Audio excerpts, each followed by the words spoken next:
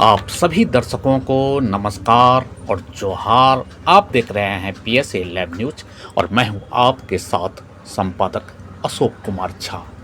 आज हम आपके साथ में बात करने वाले हैं MMDR संशोधन विधेयक पर में झारखंड की सियासत हलचल के बारे में।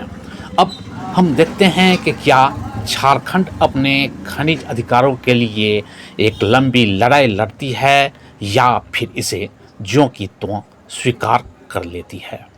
अब आज का यह जो मुद्दा है यह बेहद ही महत्वपूर्ण है और सीधा जुड़ा हुआ है झारखंड के खनिज संसाधनों, राज्य के अधिकारों और केंद्र राज्य संबंधों से।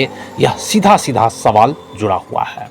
अब यहाँ सवाल यह है कि संसद में पारित खान एवं खनिज संशोधन विधेयक 2026 यानी MMDR संशोधन विधेयक को लेकर के झारखंड आखिर किस दिशा में आगे कदम बढ़ा रही है और क्या परिवहन, राजस्व, भूमि सुधार मंत्री दीपक बरुआ द्वारा झारखंड विधानसभा का विशेष सत्र बुलाने की जो मांग है वह आने वाले दिनों में केंद्र और राज्य के बीच एक बड़ी राजनीतिक और संवैधानिक बहस का कारण बन सकती है।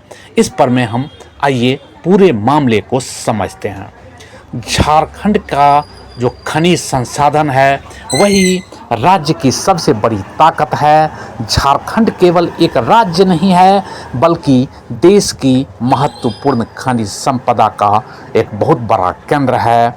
लोहा हो या कोयला हो, बॉक्साइट या अन्य खनिज संसाधन, इनका झारखंड की अर्थव्यवस्था, उद्योग, रोजगार और सरकारी राजस्व में बहुत ही महत्वपूर्ण योगदान है। इसलिए खनिज संसाधनों से संबंधित किसी भी कानून या व्यवस्था में बदलाव झारखंड के लिए एक सामान्य प्रशासनिक विषय नहीं हो सकता बल्कि यह काफ़ी ही महत्वपूर्ण विषय है। यही कारण है कि MMDR संशोधन विधेयक को लेकर के राज्य सरकार के भीतर से विरोध के स्वर अब सामने आ गए हैं। अब आइए अब हम बात करते हैं कि दीपक बरुआ ने आखिर क्या कहा है।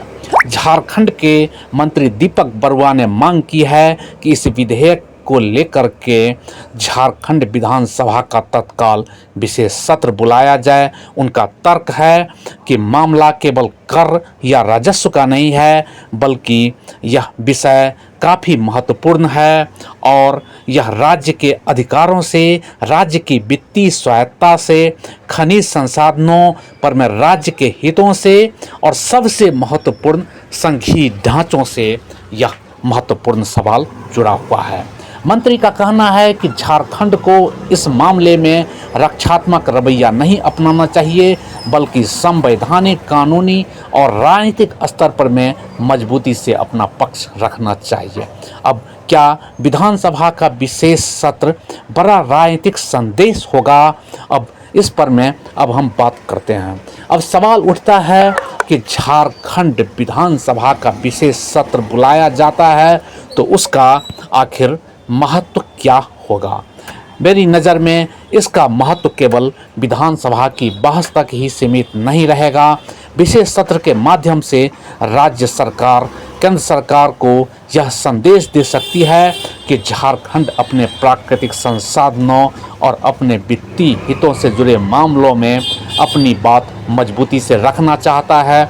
सदन में इस मुद्दे पर में व्यापक चर्चा हो सकती है। सत्ता पक्ष के साथ साथ विपक्ष भी अपनी राय इस पर में रख सकते हैं और संभव है कि आगे की रणनीति तय करने के लिए विधानसभा से कोई प्रस्ताव या संकल्प भी सामने आ सकता है। राजनीतिक गलियारों में इसे मुख्यमंत्री हेमंत सोरेन की केंद्र सरकार के खिलाफ एक बहुत ही बड़ी रणनीतिक राजनीति के रूप में देखा जा रहा है। लेकिन यहाँ यह एक बात स्पष्ट करना जरूरी है कि इसे केवल प्रधानमंत्री नरेंद्र मोदी के खिलाफ व्यक्तिगत राजनीतिक लड़ाई के रूप में देखना सही नहीं होगा। असल सवाल है केंद्र राज्य के अधिकारों की सीमा क्या होगी, राज्य के प्राकृतिक संसाधनों से जुड़े फैसलों में राज्यों की भूमिका कितनी होगी और खनिज संपदा से मिलने वाले राजस्व और उससे जुड़े अधिकारों में राज्य का हित किस तरह सुरक्षित किया जा सकेगा। अब यही इस पूरे विवाद का मूल प्रश्न है। झारखंड की अर्थव्यवस्था में खनिजों की भूमिका किसी से छुपी हुई नहीं है। खनिज संपदा से मिलने वाला राजस्व राज्य के विकास, आधारभूत संरचना और जन कल्याणकारी योजनाओं के लिए काफ़ी महत्वपूर्ण है। ऐसे में यदि खनिज नीति में बदलाव होता है तो उसका प्रभाव केवल सरकारी फाइलों तक ही सीमित नहीं रहेगा, बल्कि इसका असर राज्य के राजस्व पर में, उद्योगों पर में, रोजगार पर में, स्थानीय लोगों के हितों पर में और झारखंड के भविष्य के विकास मॉडल पर में भी पड़ेगा। इसलिए इस मुद्दे पर में गंभीर और तथ्यात्मक चर्चा आवश्यक हो गया है। मंत्री दीपक बरुआ ने संवैधानिक और कानूनी लड़ाई की बात भी कही है। इसका सीधा अर्थ यह है कि यदि सरकार को लगता है कि संशोधित प्रावधान झारखंड के संवैधानिक या वित्तीय अधिकारों को प्रभावित करते हैं तो वह उपलब्ध कानूनी विकल्पों पर में विचार कर सकती है, लेकिन इस दिशा में आगे बढ़ने से पहले विधेयक के प्रत्येक प्रावधान संविधान में केंद्र और राज्यों के अधिकारों तथा मौजूदा खनिज कानूनों का गंभीर कानूनी परीक्षण करना आवश्यक होगा। अगर विशेष सत्र बुलाया जाता है तो विधानसभा में इस मुद्दे पर में राजनीतिक बहस तेज होने की पूरी संभावना है। सत्ता पक्ष इसे झारखंड के अधिकारों की लड़ाई बताएगा, वहीं विपक्ष सरकार से सवाल पूछ सकता है कि इस मुद्दे को किस तरह और किस मंच पर आगे ले जाना चाहती है। यानी आने वाले दिनों में MMDR संशोधन विधेयक झारखंड की रणनीति का एक महत्वपूर्ण मुद्दा बन सकता है। अब असली सवाल जनता से है, लेकिन लोकतंत्र में केवल सरकार और विपक्ष की लड़ाई महत्वपूर्ण नहीं होती। महत्वपूर्ण झारखंड की जनता को इस पूरे मामले की सही जानकारी मिले। हमारे खनिज संसाधन किसके हैं, राज्य को उनसे कितना लाभ मिलना चाहिए, स्थानीय लोगों के हित कैसे सुरक्षित होंगे, खनिज संपदा से होने वाली आय का इस्तेमाल झारखंड के विकास के लिए किस तरह से होना चाहिए, इन सभी सवालों पर में राजनीतिक आरोप प्रत्यारोप से ऊपर उठ करके गंभीर चर्चा होना आवश्यक है। अब आइए अब हम देखते हैं कि आगे विपक्ष और सत्ता पक्ष इस मुद्दे पर में अपना क्या रुख अपनाती है। यह जानने के लिए आप हमारे साथ बने रहिए, आगे होता है क्या।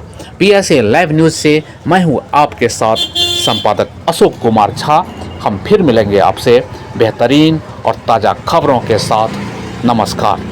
अगर आप भी अपने आसपास हो रही किसी भी प्रकार की अनीति, अन्याय, अत्याचार और भ्रष्टाचार के खिलाफ आवाज़ उठाना चाहते हैं तो आप हमारे साथ जुड़ें। अब आपकी आवाज़ दबेगी नहीं बल्कि गूंजेगी और आपकी आवाज़ जहां पहुंचनी चाहिए वहां तक पहुंचेगी।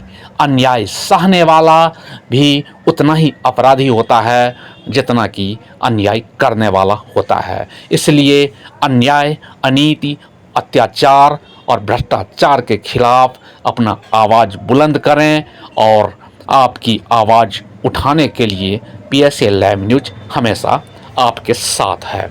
नमस्कार।